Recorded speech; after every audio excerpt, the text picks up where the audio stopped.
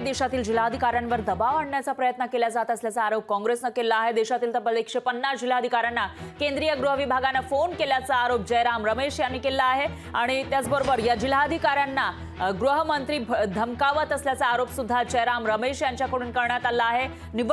निवडणुकीची मतमोजणी अगदी काही तासांवर असताना जयराम रमेश यांनी मोठा गौप्यस्फोट केलाय, गंभीर स्वरूपाचे आरोप केल्याचं पाहायला मिळत आहे। तर जिल्हाधिकाऱ्यांना तब्बल 150 जिल्हाधिकाऱ्यांना गृह विभागाने फोन करून त्यांना धमकावल्याचा आरोप या ठिकाणी करण्यात आला होता। यावरून पटोलेंनी सुद्धा टीका केलेली आहे। जिल्हाधिकाऱ्यांना फोन म्हणजे भाजप हरतय, विजय आमचाच होणार असं नाना पटोले म्हणाले।